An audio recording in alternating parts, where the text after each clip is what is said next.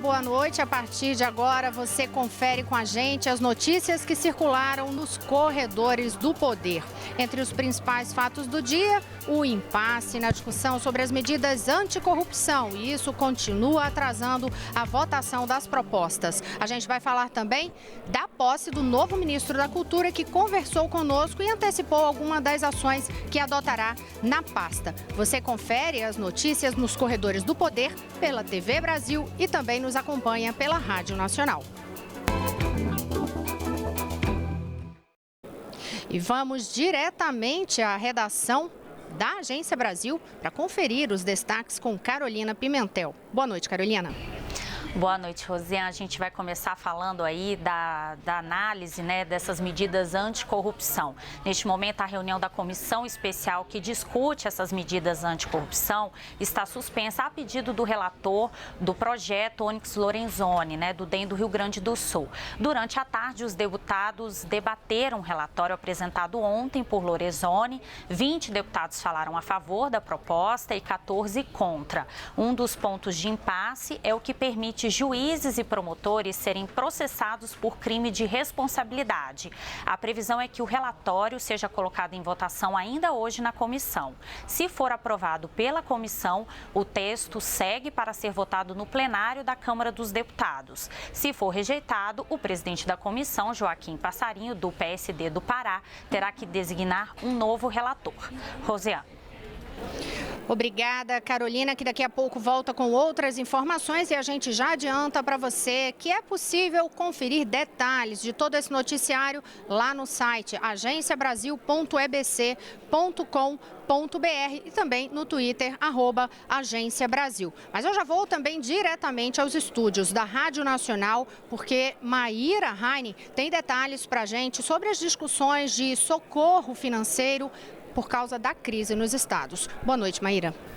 Boa noite, Rosiane. Boa noite a todos. Pois é, o governador do Rio de Janeiro, o Fernando Pezão, para tentar resolver aí os problemas nas contas públicas, estuda a securitização de recursos dos royalties do petróleo. Essa é uma medida para antecipar receitas. A informação veio depois de uma reunião do governador com o ministro da Fazenda, Henrique Meirelles. Ele estuda fazer essa operação sem o aval da União. A União já avisou que não pode dar esse consentimento por causa do alto endividamento do Estado. Pezão explica que o dinheiro é para pagar servidores. Vamos ouvir. Eu acredito que a gente avançou muito nas negociações. Nós apresentamos uma série de medidas que o Tesouro Nacional está estudando, de que a gente pode cobrir esse déficit nosso com uma securitização de ativos, de royalties do petróleo, de dívida ativa. Estamos apresentando ativos onde a gente possa securitizar e ter esses recursos para nós realizarmos os pagamentos, principalmente dos funcionários. O Rio de Janeiro já fez uma operação parecida há 2 anos com a Rio Previdência. Para o governador do Rio de Janeiro, o Pezão, essas medidas elas devem ajudar a passar aí o ano de 2017. Rosiane, é com você. Obrigada, Maíra, que novamente também daqui a pouquinho vai falar para a gente outras informações. E hoje, eu até destaquei na abertura aqui do noticiário que um dos principais assuntos foi a posse do novo ministro da Cultura, Roberto Freire, que é do PPS de São Paulo. Roberto Freire assumiu numa solenidade no Palácio do Planalto e, na ocasião, o presidente Michel Temer disse que desde o início de sua gestão queria Roberto Freire no governo para ajudar, além dessa pasta, postou que ele vai ajudar além da pasta da cultura, mas vai ajudar o governo como um todo. Vamos ouvi-lo.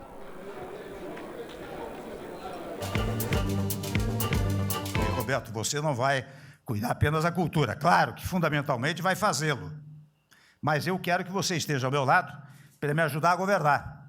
E quando ele faz o discurso, ele dá uma amplitude tal que não se cinge apenas à cultura, mas se cinge aos interesses do Brasil. Nós temos hoje absoluta certeza de que o governo está ganhando muito. E logo após a posse, eu conversei pessoalmente com o ministro da Cultura, Roberto Freire, que já antecipou aqui, então vem os bastidores da política para você.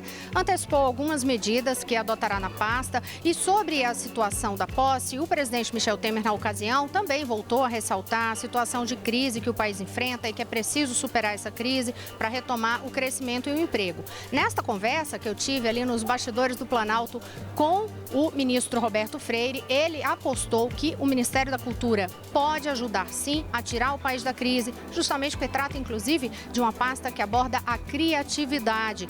E Roberto Freire ressaltou também que a cultura promove muitos eventos e que isso ajuda a atrair recursos. Justamente sobre recursos, eu gravei uma entrevista por celular mesmo com o ministro Roberto Freire para saber o que ele pretende aí em relação aos incentivos culturais. E ele disse que vai fazer uma revisão para dinamizar os incentivos na área da cultura, defendeu, inclusive, com a revisão, mas a permanência e a importância da Lei Rouanet. Vamos ouvir.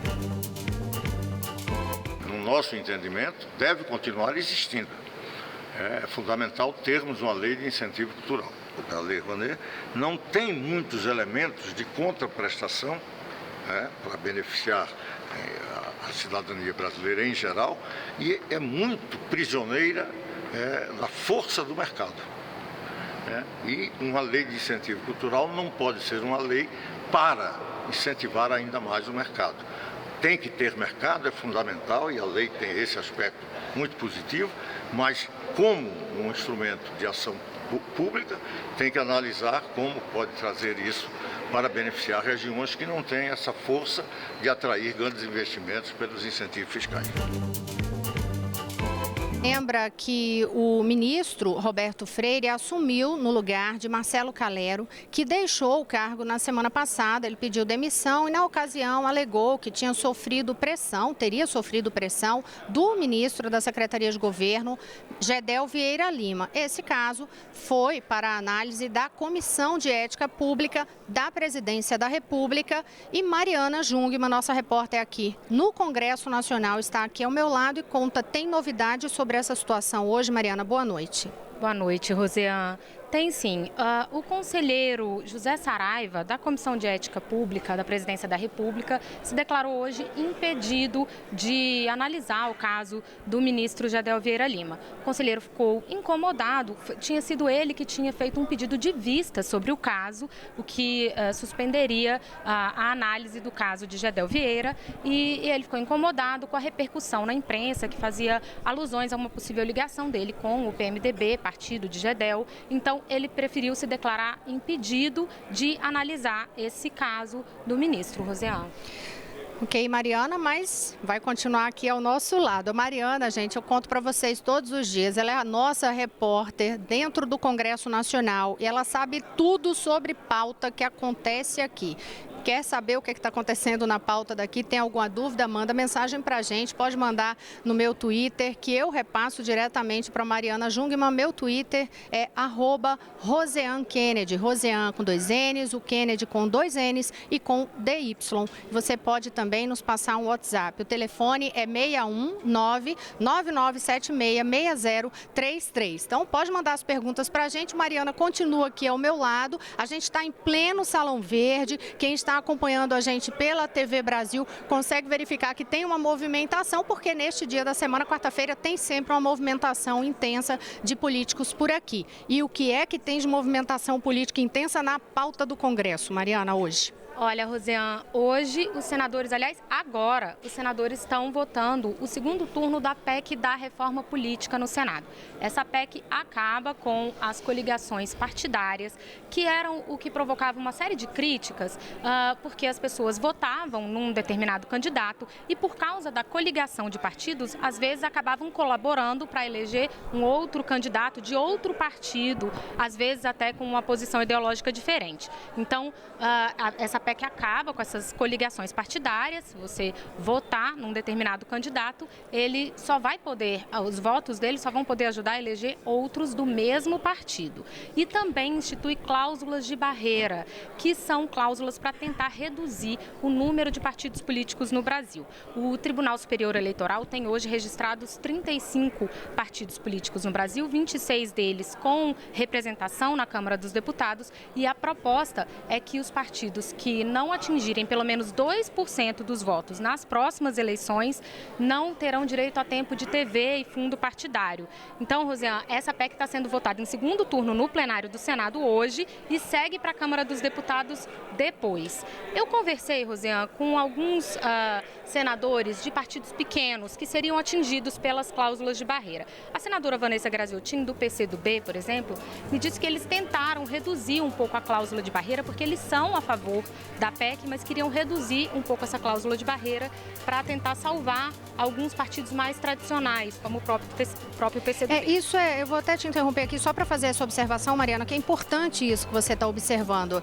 Até partidos pequenos, em relação ao número de parlamentares, como é o caso do PCdoB, defendem essa medida porque também se sentem afetados por essa multiplicação de partidos que terminam surgindo a cada nova eleição. Aí vai criando um partido, outro partido, e o que mais se reclama dentro do Congresso é que isso termina esvaziando não só o fundo partidário, mas esvaziando outras legendas que têm tradição mesmo histórica e já tem uma trajetória política construída, né? Pois é, a senadora me disse que eles tentaram reduzir essa cláusula de barreira para salvar alguns desses partidos que talvez não conseguissem atingir esse percentual mínimo nas próximas eleições. Eles não tinham conseguido ainda negociar uma emenda nesse sentido, iam tentar novamente na votação que está acontecendo agora, mas contam que, se não for possível alcançar isso na votação do Senado, isso pode ser tentado aqui na votação da Câmara. E aí, esses partidos poderiam se juntar com o chamado Centrão,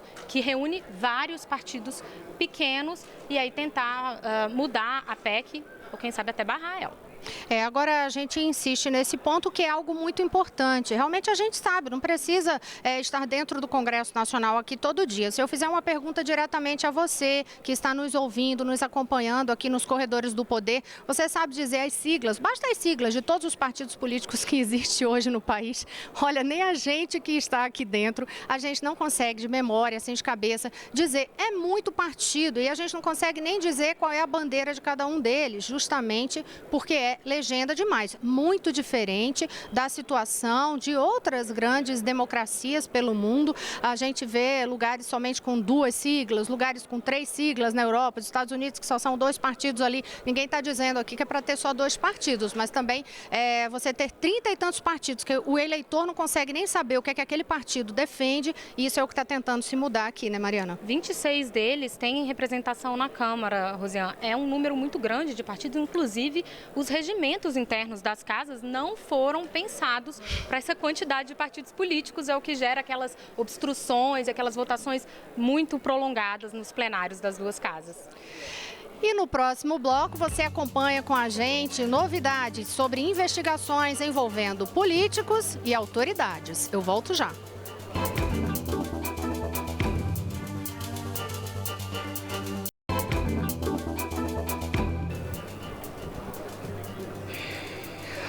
Estamos de volta, agora são 6h44 e você acompanha as notícias que circulam nos corredores do poder. No bloco anterior, você conferiu com a gente que o impasse nas discussões sobre as medidas anticorrupção continua atrasando a votação das propostas e verificou também detalhes sobre a posse do novo ministro da Cultura, Roberto Freire. Você nos acompanha pela TV Brasil e também pela Rádio Nacional e pode nos mandar uma mensagem no nosso WhatsApp. O telefone é 61999766033 ou pode me mandar uma mensagem diretamente no meu Twitter, @RoseanneKennedy. Roseanne com 2 N's, Kennedy com 2 N's e com DY. Mas agora eu já vou diretamente, mais uma vez, aos estúdios da Rádio Nacional para conversar com Maíra Heine para saber de investigações que envolvem políticos. Maíra, quais novidades por aí?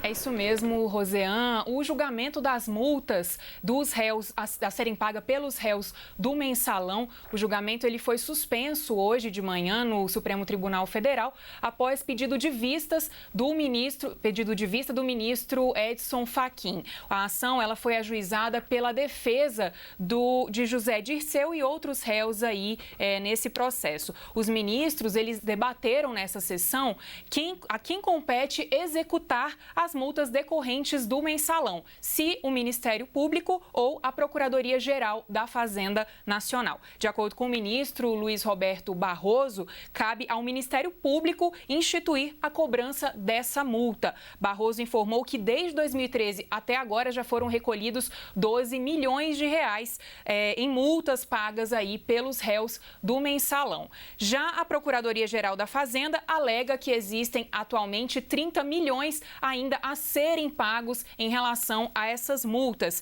E aí, os réus inadimplentes foram cadastrados na dívida ativa da União. Pela legislação, esse dinheiro, decorrente de condenações penais, será transferido para financiar o sistema financeiro. Ainda não há uma data prevista para o retorno aí desse julgamento. Rosean. Obrigada, Maíra, que fala diretamente dos estúdios da Rádio Nacional. E diante dessa observação que ela fez aí sobre o caso do pagamento das multas, eu até lembro aquela mensagem que um dos nossos seguidores aqui nos Corredores do Poder nos mandou ontem e a gente trouxe aqui no jornal, que era justamente uma seguidora questionando assim, até quando os brasileiros vão continuar pagando a conta dessas dificuldades financeiras nos cofres públicos e até quando a gente vai ficar esperando para receber de volta dinheiro de corrupção. Então, tem alguns procedimentos aí que são, de fato, técnicos para poder definir quanto que é o valor, quem que tem que cobrar. É o caso disso aí. A gente, obviamente, vai continuar trazendo informações aqui dos Corredores do Poder.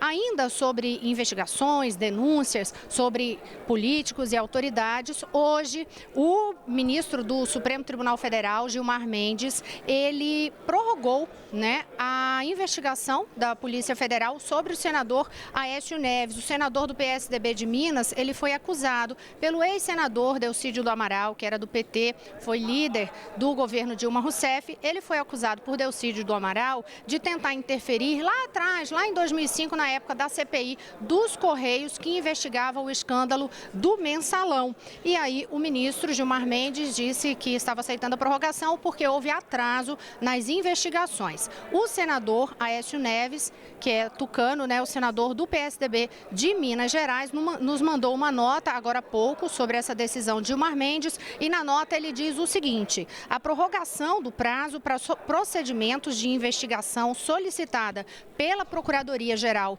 da República ao Supremo Tribunal Federal é medida de rotina presente em inúmeros inquéritos e não significa fato novo. Eu falei que a gente ia trazer notícias sobre várias apurações de denúncias contra autoridades e a gente continua neste assunto, agora novamente com Mariana Jungmann aqui na Câmara dos Deputados, mas com informação lá do outro lado do Salão Azul, que é sobre o Senado Federal. Qual é a investigação, Mariana?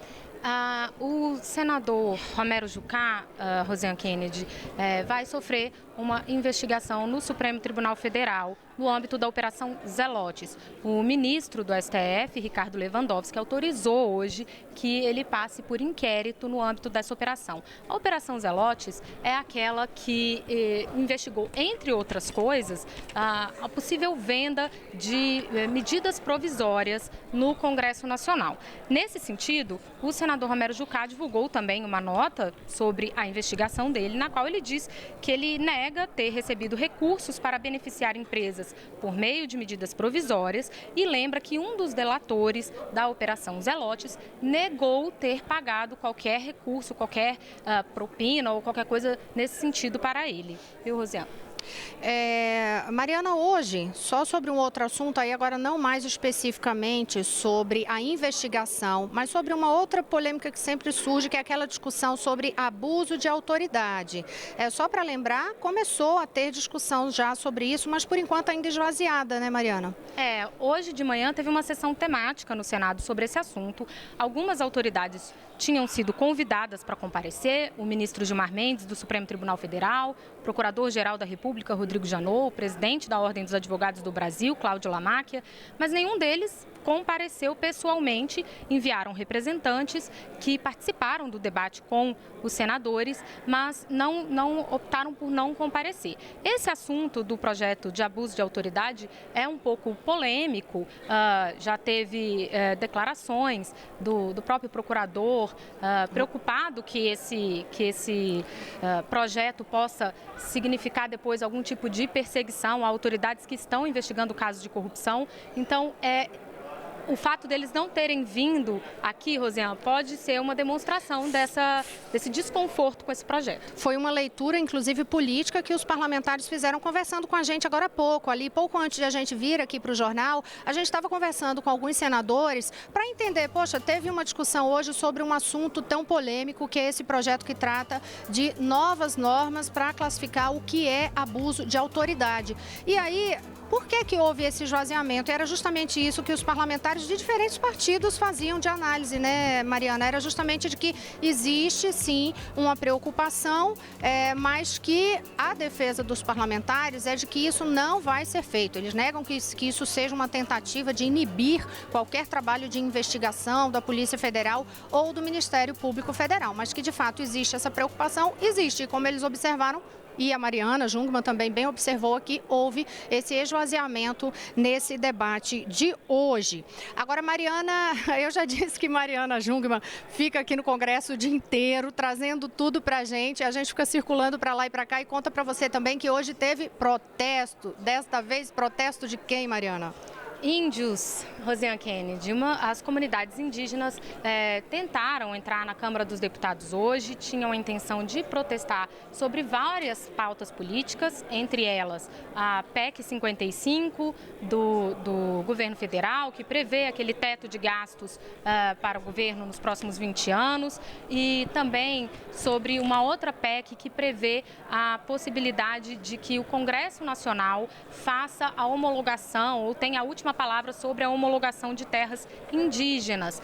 Os índios estiveram na entrada, na portaria da Câmara, de alguns anexos da Câmara dos Deputados, e encontraram um bloqueio da Polícia Legislativa que evitou a entrada deles, e aí houve tumulto, cones foram jogados contra a portaria da Câmara e muito tumulto aqui, Rosiane, hoje pela manhã, viu?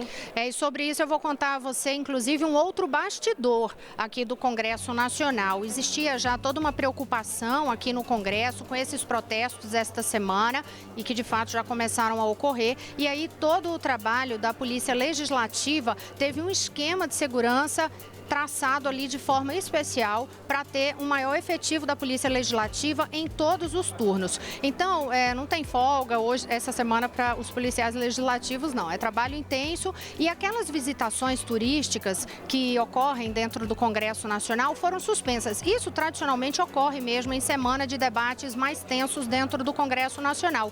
O bastidor desta vez é que é o seguinte, até para quem precisa ir num gabinete falar com um parlamentar alguma coisa, essas pessoas estão tendo que fazer agendamento, porque a Polícia Legislativa não quer correr o risco de pessoas entrarem sem identificação, como se fosse para algum gabinete e simplesmente depois tentar fazer algum tipo de tumulto, como resultou, inclusive, na semana passada aqui, em depredação na Câmara dos Deputados. Eu vou...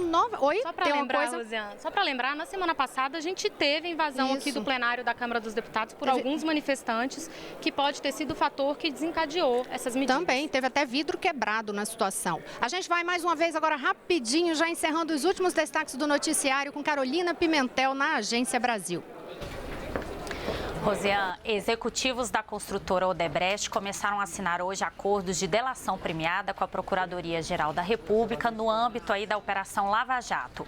Os termos desses acordos estão sob sigilo. Agora, um dos depoimentos mais esperados é o do ex-presidente da construtora, Marcelo Odebrecht, que foi condenado pelos crimes de corrupção passiva, associação criminosa e lavagem de dinheiro na Lava Jato. A previsão é que os depoimentos sejam enviados no começo de 2017 para o Supremo Tribunal Federal homologar esses depoimentos.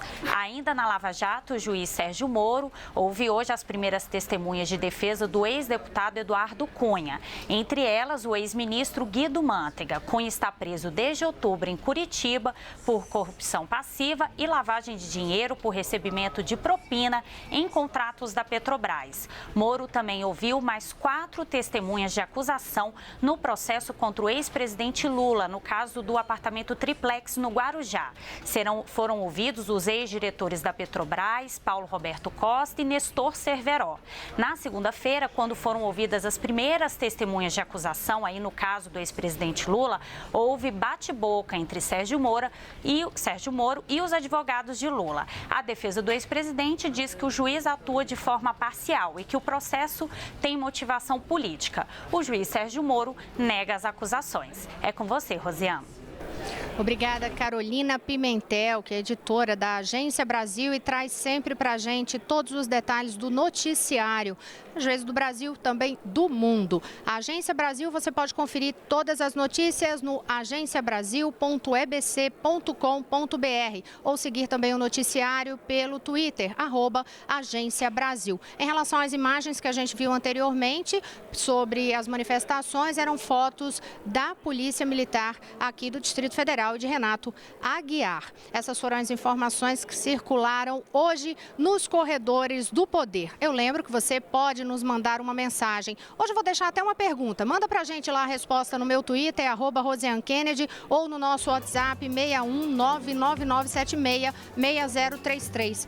Você acha que é preciso ter tanto partido político mesmo no Brasil ou é preciso ter aquela cláusula de barreiras? Manda a mensagem pra gente e amanhã você confere todos os detalhes aqui. Boa noite a todos. Boa noite, Mariana. Boa noite, Rosiane. Boa noite, até amanhã.